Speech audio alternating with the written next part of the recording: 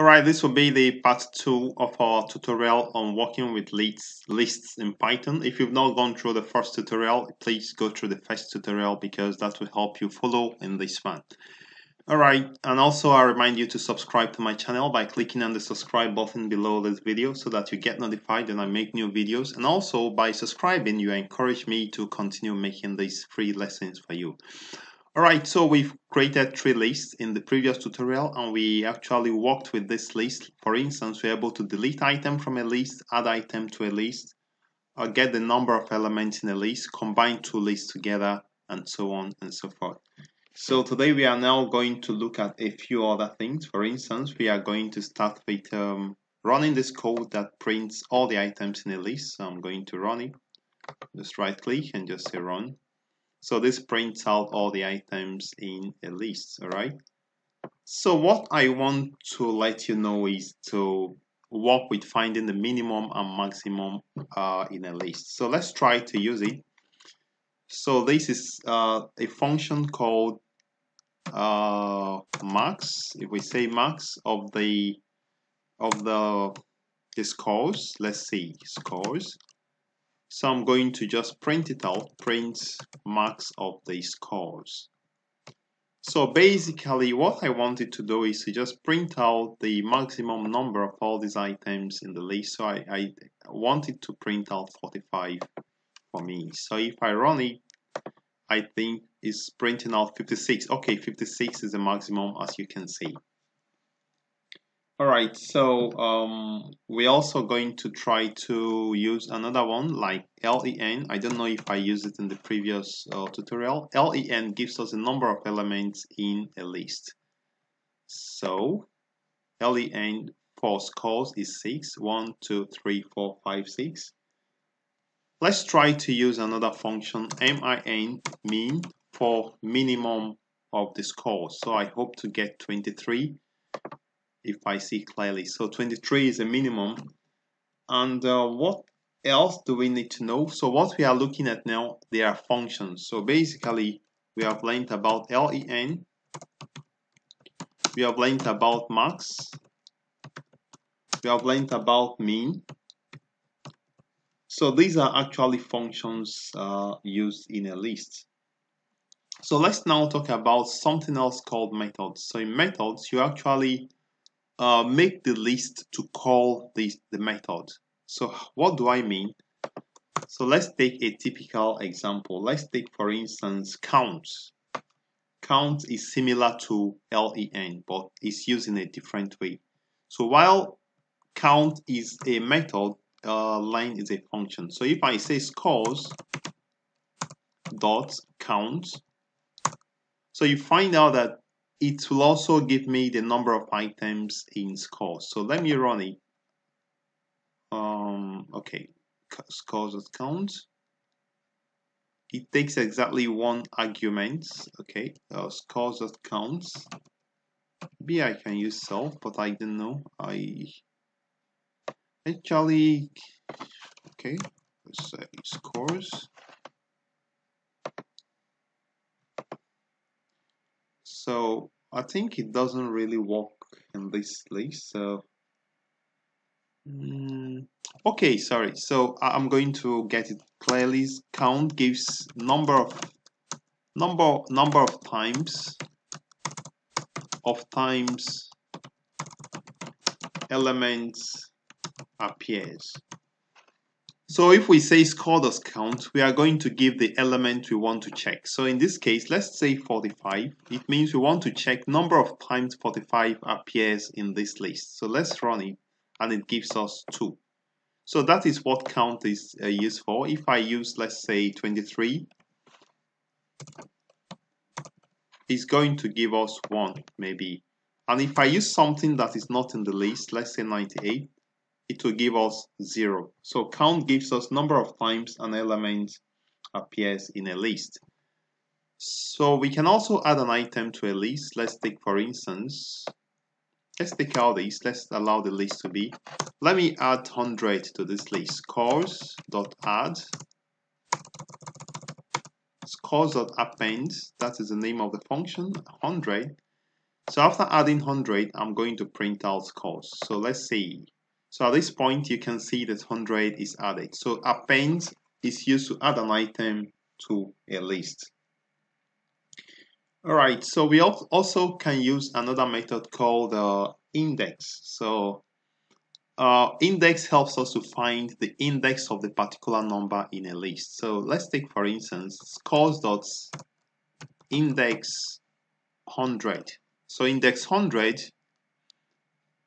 means I'm going to add 100 to this list at this time. So 0, 1, 2, 3, 4, 5, 6. Index 100 is going to give us 6.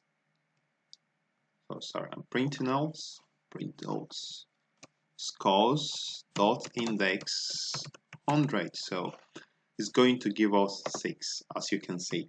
So index gives us the index of the item in the list. So what else? We also have list.remove and list.sort. And this is very important. Yeah, I'm happy I didn't forget it. So let's say list.sort.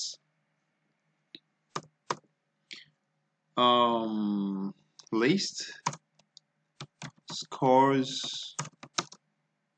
scores2 equal to scores.sort.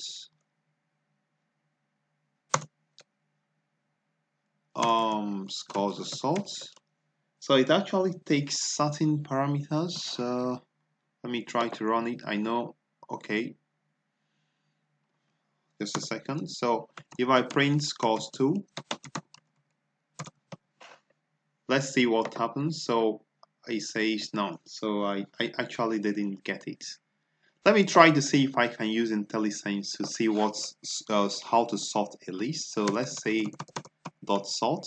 So it says it takes self, and it takes key, and it takes reverse, and it then returns a list. Okay, the sort 1. So I don't really. I think I'll try to fix this in the next tutorial, but it's really strange that I can't do this. Sorts, list the sorts, right? So it should work. So print scores2. Okay, let's do it this way. Let's just print out scores dot sorts and see. So it says none. So I'll fix this in my next lesson. So the next thing I want to explain to you is how to use the loops to manage to iterate through a list. So I've used the first loop for each loop. For each loop, is it for each? No, for just a for loop for item in scores, print item. So this is a simple loop. It prints all the items in the score. So you say for item in scores, print item.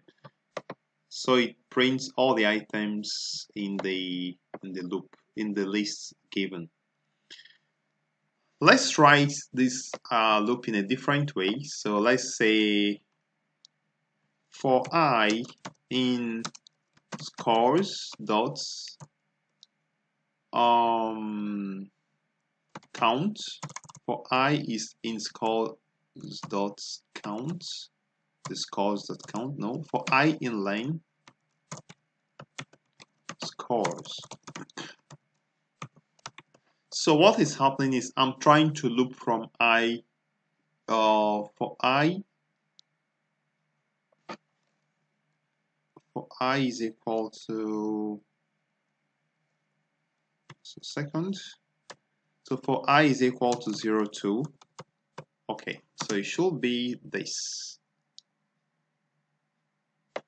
Okay, let me get the syntax correctly. Yeah. So I'm going to take out this, print, colon expected. Oh, that is what I already did. Okay, of this. says colon expected for I equal to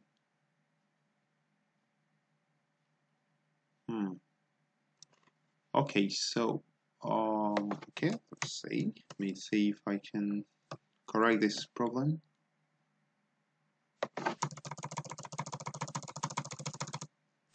For I in 0 to length of scores,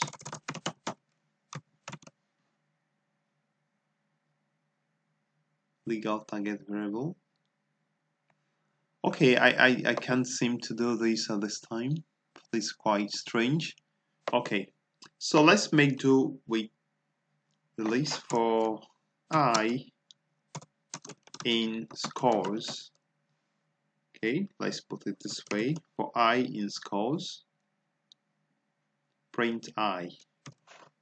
For this time, we will say for I in subjects, print I. So let's see what happens. So it actually prints out the list of subjects. So I'll try to fix this problem of being able to sort a list. I actually done it before now. I don't know exactly. So I'm going to stop here. In the next tutorial, I will try to fix up all this problem, and maybe we'll try to look at different kind of loops in Python and how we can use them to work with lists. I'd like to thank you for viewing, and also remember to leave a comment if you have something you observe.